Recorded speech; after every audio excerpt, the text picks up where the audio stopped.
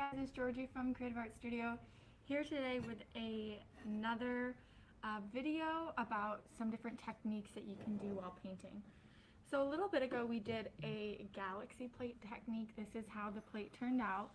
Ended up looking really cool, and we used that sponge technique for most of this plate. A lot of you guys really like that, so here I am today to kind of show you more and elaborate a bit on that sponging technique and a lot of different things that you can do on it. So here's a really good example of it, a piece actually our owner made, and it's a cute little watermelon mug. She used different shades of green, this coral to make this watermelon sort of design, and I think she did this with her kids too. So very friendly for adults, kids, anybody that's interested in painting. It's a very cool technique.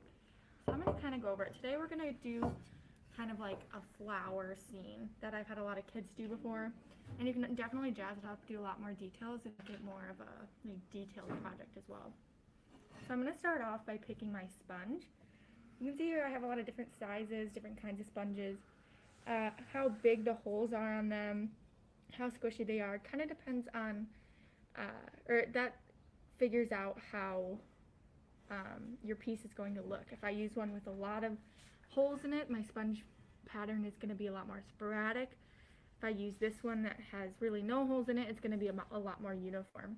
So what sponge you use is really going to have an effect on your piece. So I'm going to start off with one that's pretty close knit, not totally tight, to start off with my color at the bottom, which is going to be my grass color. So I'm going to start dipping in a light green. You'll see here I'm going to have a paper plate next to me so I can sort of practice and spread that paint onto my sponge so it's not just all soaked up in one spot. I'm going to start right at the bottom of my plate. So I'm going to start by just sponging the bottom a little bit. I'll probably go about a third, maybe a quarter of the way up on my plate with this sponge, and that creates a lot of really nice texture. So rather than having just a straight blob of paint, I can create this texture that shows grass a lot better. Okay, once I have some coverage at the bottom with my initial color, then I can go in, probably just use the same spot on my sponge and go in with a little bit of that darker green. And I'm just going to sponge it out so it covers my sponge a bit. And then I'll go over the green I've already put down to give it some more dimension. Okay, now I have some pretty good grass. You can see here, it's kind of just at the bottom of my plate. Now we're going to move on to the sky. For the sky, I'll probably use another one that's kind of close knit, not super holy like that one. And now I'm going to move on to this sort of light blue right here, sponging it out.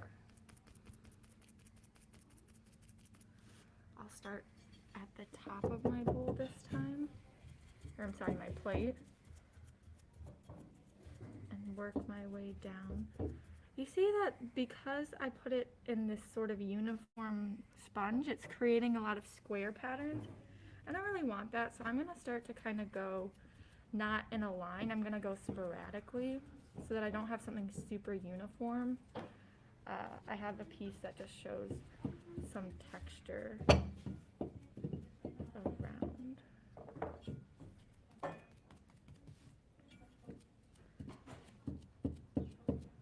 For me, I like to leave kind of, not a giant amount, but a decent amount of white beneath it, because I think that kind of makes it look like there are clouds behind, rather than covering the entire piece totally with the blue. You can see I'm just kind of hitting on the edge of that grass where that horizon line is. Okay, so now I have have a pretty good set of my horizon. So I have my grass and I have my sky. And then I'm going to move on to my flowers. So for this I'm going to use kind of a sponge technique. I'm going to use a dot technique using the back of my paintbrush. And also just using a little bit of my paintbrush.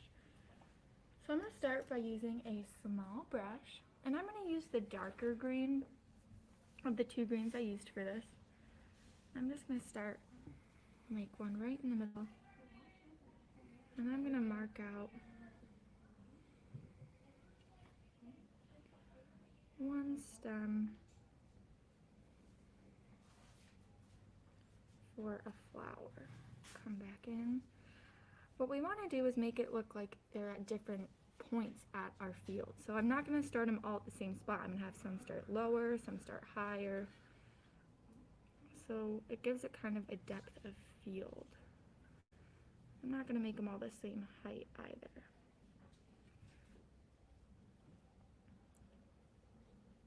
Let's do one there.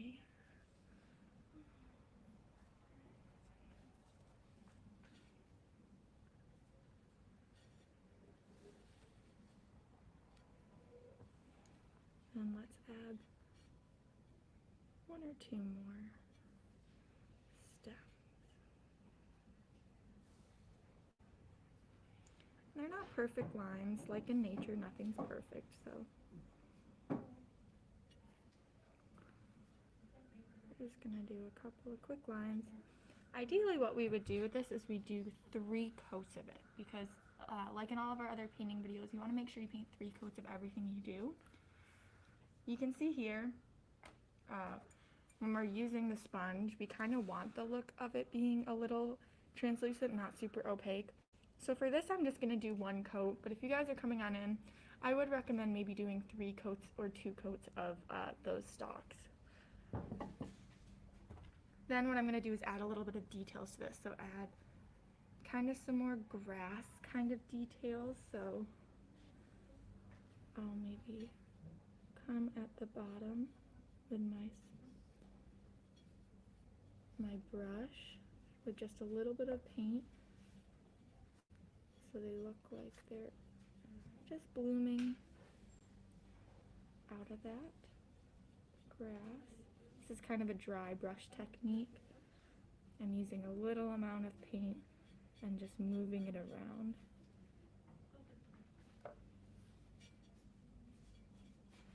And then we can do leaves. So I'll start one here. I'm going to use a lot of paint, make a big blob there, and then move out.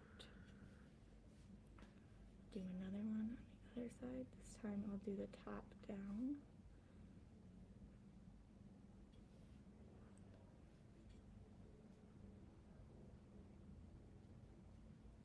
You can do different leaves on them too. So on this one, maybe I'll just do kind of a dot sort of leaf on there.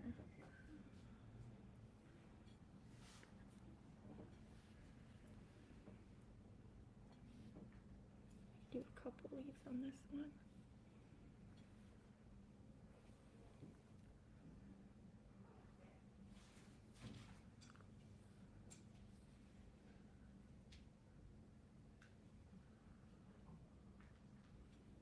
Okay, and then we'll move on to the actual flowers. So I'll go over a couple different types of flowers.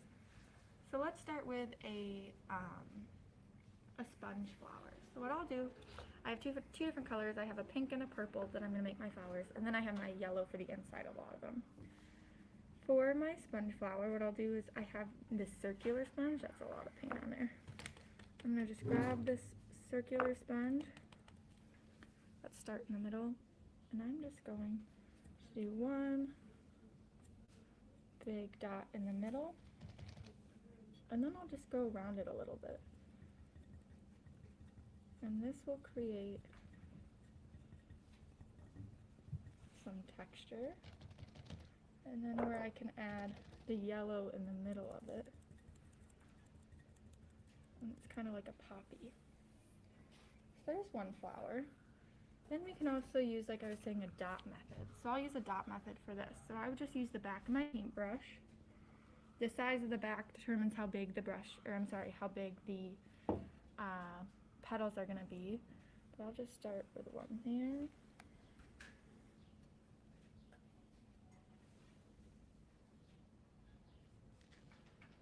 And just do maybe 5 little dots. Also with this one, you could maybe make some lilac, so I could go up and down with this one, making different types of flowers. I'll come back in with a smaller brush and maybe do the same sort of dot work, but I'll do a bunch of them. So I'll do different layers of dot work. So I'll start with one time around, come back in with another layer.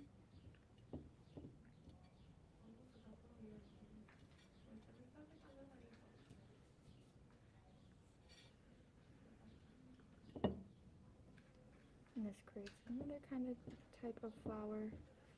And I could just go back and do a classic paintbrush style. So I'll come in with my brush and I'll just make a tulip. So I'll just do a quick swipe up on the side, and then one right in the middle, and have a quick little kind of tulip styled flower. Last but not least, I'm going to add in some yellow to it. So I'm going to add it inside of that flower, maybe an inside of that flower.